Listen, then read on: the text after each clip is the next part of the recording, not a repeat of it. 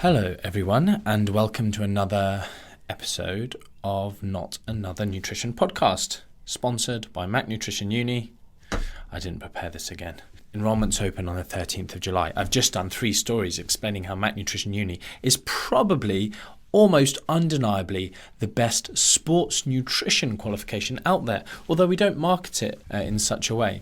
Lots of people ask for specific sports nutrition courses, but we have the entire module on performance nutrition, and all of the underpinning knowledge that comes in the 5 modules before that just makes it all kind of augments the learning in that sports nutrition module anyway. And even the fact that we cover some of the clinical stuff in the following module, like the eating disorders, really in-depth stuff there, which doesn't teach people to work with eating disorders because that's outside of our scope, but makes them abundantly aware of ways not to encourage disordered eating, ways to spot things, ways to be very interested with their questioning, inquisitive, to help bring some of those things out and hopefully be able to refer people. Anyway, so yes, I kind of said that I was going to keep reminding people about, and actually at the point of recording this, in maybe 7 days' time, we're releasing the prerequisite course for people who need a prerequisite for M&U this year on the 30th of May. Anyway, this podcast is a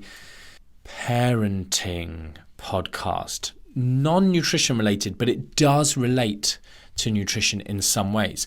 And I've really been umming and ahhing because some of the kind of tips and amazing things that I did with the children, and this is from talking to other amazing parents who had done parenting before me, and things I'd learnt, and a local parenting course I went on, and through discussions there, it was just fantastic. And then implemented, I can just see how they dramatically changed the way my children now are, and the way that parenting them is so much easier because I parented on purpose. And we actually had we had a meeting this morning, Sarah, Amy and I, going through some motivational interviewing resources that we're using with some of our students. And some of the stuff in there brought me back to stuff. There's something called self-determination theory.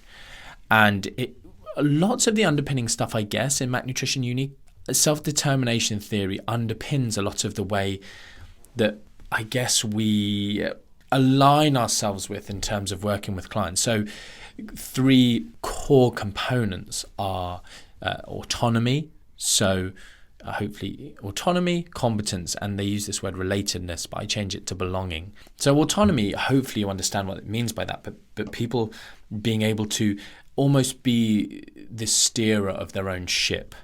And then competence is a big one in that helping people, and what this does is when you have these 3 factors, it essentially is a huge part of people being able to change behavior and I guess maintain that behavior as well.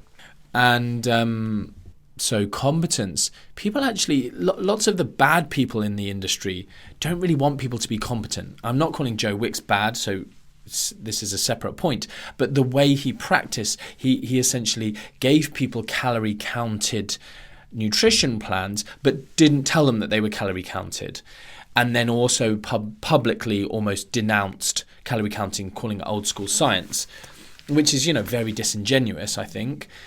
But didn't make people competent, and they were told they should only really eat carbohydrates after training, which again is not a good message. So within competence, there's also like this thing of, and I will get around to what this has to do with parenting in a minute, because it all relates, is I guess self-efficacy, the self-belief that you are able to achieve something.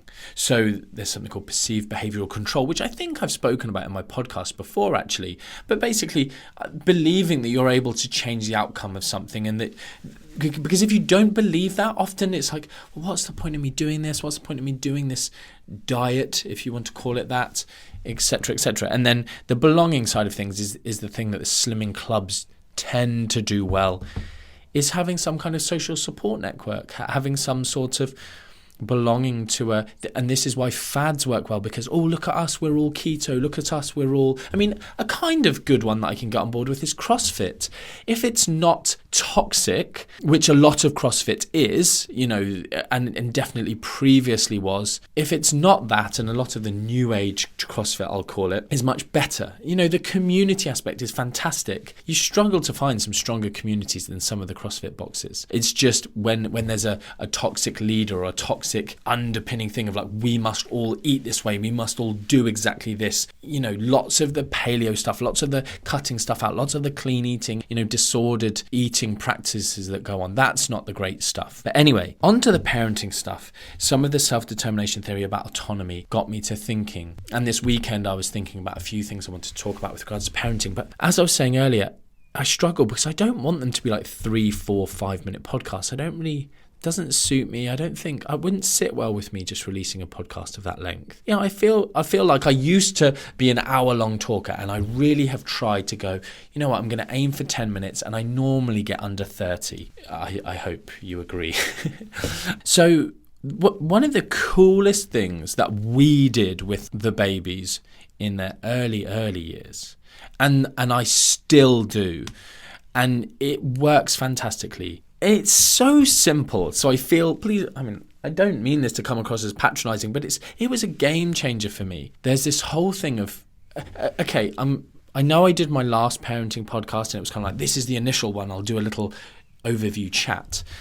But I just want to say again, the whole concept or the whole premise, as I've always said to myself, is my child is a genius, right? And not babying your children. I've always spoken to the babies as adults. I've always, listened to them, respected them as adults. Adults is maybe the wrong way, but as an intelligent being. So people are like, oh, goo goo gaga, whatever. Like, I've always spoken to them as I would speak to someone who could understand me. And then progressing up, like there's videos of me talking to Orly when she's like 3 or 4, and we're talking about like the compartmentalization of her Peter Rabbit plate. And children often like to separate foods. It helps them. They don't like foods that touch each other or stews. Some children, they're brilliant, and if you feed them that from early, they get used to it. But it's very often for them to kind of see what the things are. They know what they're eating. It works better. And so I was like, oh, you could use your Peter Rabbit plate for compartmentalization, or you could use this plate because it's got, and whatever. It's quite funny. She's literally like using tongs to put chips onto the plate. It's a very basic situation. But anyway, so it's this whole thing of treating a child as a genius. And in another podcast, I want to talk about, discipline, but not punishments discipline, but teaching your children to be disciplined. But again, it might be a piecemeal podcast. I don't know. But in this one, I'm talking about, a tip, a trick. And the very, very simple message is options. Giving your children options. And what was fantastic for me in this situation is I was with other parents discussing this, and because I find lots of like motivational interviewing textbooks, they teach you the perfect scenario and they go, you do this and then the client says this and then you say this and then everything's fantastic and well done, you've managed to elicit their own motivations and they're no longer apathetic. And it's like, yeah, what if your client just goes, no, do one? And children do that. And it's very important to understand that I'm just telling you something, and rather than just fighting it and going, well, my child will never do that. Another big thing, I might just make a note of this, is short-term sacrifice for long-term gain. Because this is such a big one that I have done with the children. Sometimes you have to do, and that actually ties into the consequences thing. Some of these things aren't going to work straight away, but you just got to keep at them in the long term. But the earlier you can start, the better. Some of the parents on the parenting course I went on, they already had older children, and their kids were already screwed. Their behavior was horrific. And I just thought, geez, how are you going to pull this back? But, hopefully they did over the long term. It just take a lot longer. But this thing of options, this is it. This is the podcast over. This thing of options is as simple as, very often you'll say to a child, and those of you who have children will know this, those of you who don't, you guys are the ones hopefully I'm talking to. I love the fact that some of you who don't have children have said, when I do, I'd love to take parenting as seriously as you. I'd love to, just lovely things. People saying, I'd love to be a dad like you.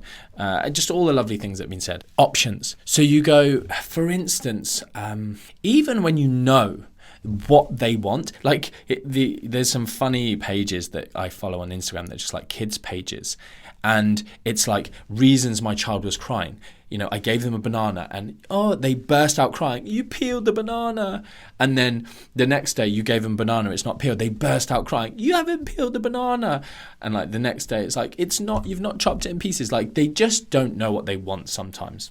And this is why I've written down just a couple of words here: collaboration, no surprises, options, autonomy. Those are my words for this podcast. Giving your child autonomy.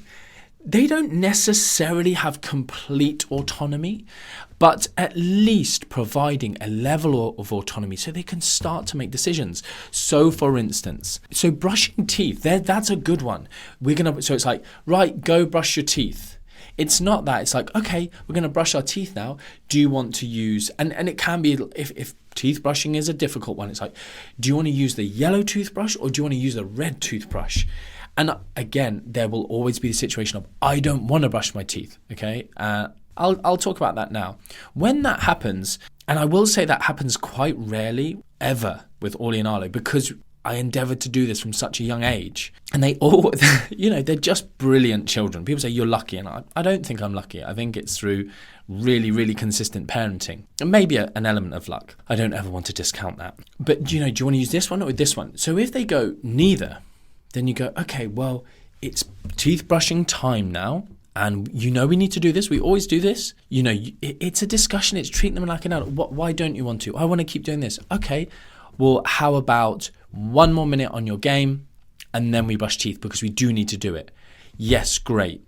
So then you've given them a bit of power. And then we all know as parents, you go, okay, now it's time to stop. No, 1 more minute. And then it's a case of I'm literally thinking about my children. No, I said 1 more minute, please don't make this an issue. And then the iPad goes off. And then it's a case, so you didn't tell me which toothbrush, yellow or blue?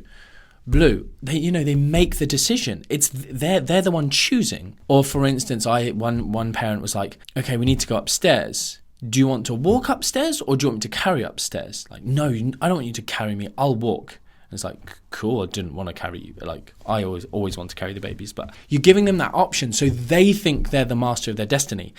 For some of you, it might be like, this is so obvious. For me, it was like, this is really interesting. I'm going to try this. And it was fantastic. Every single time, I know which cup Orly wants and I know which cup Arlo wants. And actually, until this week, for the first time ever, because Arlo now loves Sonic. And he's always loved the Hulk and Wookiees. So he likes brown or green stuff. And I have one red cup one green cup and 1 blue cup. And Orly's always loved Elsa. But now Arlo wants a blue cup. So I'm going to have to sort that out.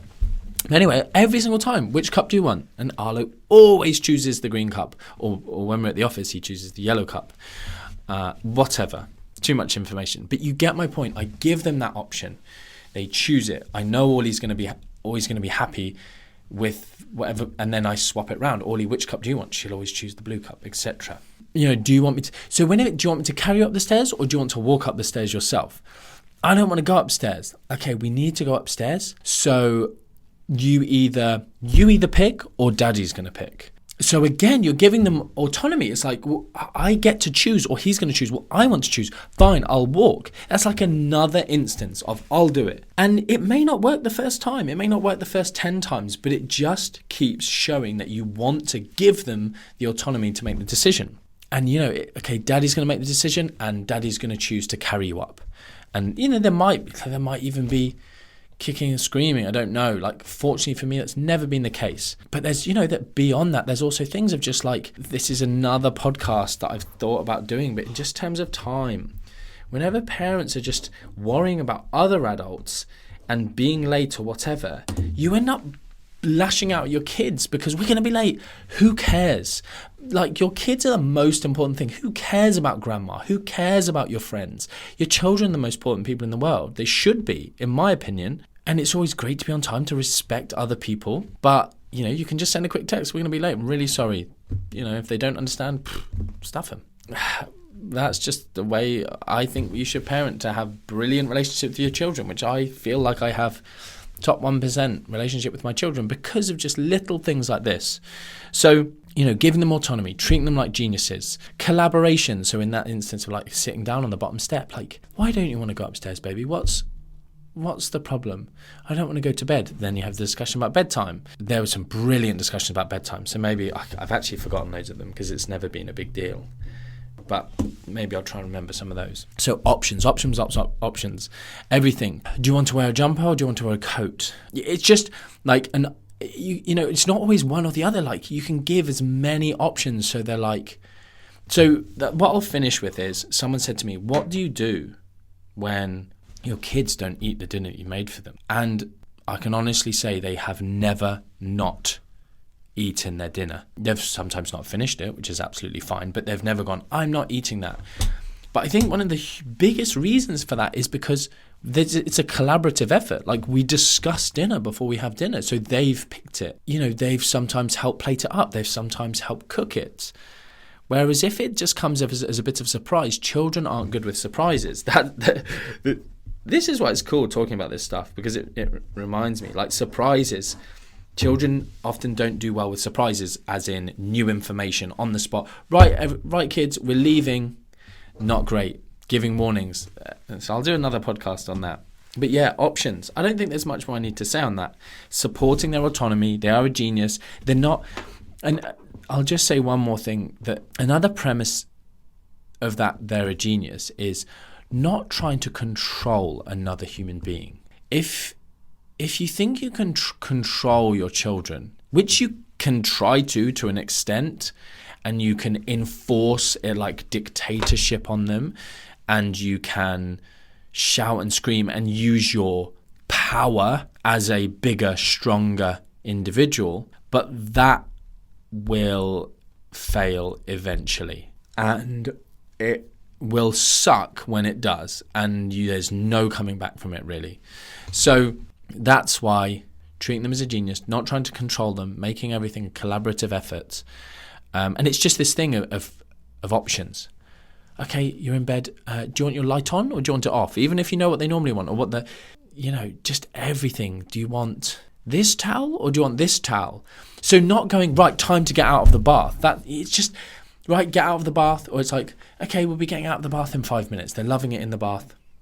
Okay, we're getting out in the bath 5 minutes. Okay, cool. Okay, 1 minute and then we'll get out. Cool. Then it's not, get out of the bath now. It's, right, which towel would you like to use? This one or this one? The decision is no longer, are we getting out of the bath? The decision is, which of those towels do I prefer? Now, at some point, they might be like, I don't want to get out yet. And that's the discussion I said earlier. But it just changes it from, okay, it's kind of a given it's getting out. I was warned. They aren't doing these discussions consciously, but I was warned. I think I'm aware that we were about to get out. And actually, today I'd like the blue towel rather than the white towel or whatever. Anyway, hope you've enjoyed that. I hope some of you find it helpful. I feel like this is a slow burner. The testimonials of whether or not this worked are probably a slow burner, but someone's already said they implemented the it always sounds funny saying it, but the safe word podcast for play fighting and stuff like that. Someone already said they implemented it and worked amazingly. Like, I couldn't believe it when I got that message. It was so cool. Yeah. Please keep sending the feedback. It's I hope these are helpful to someone someday. That's, if it helps one or two people, cool. Doesn't need to be thousands. Until next time, much love.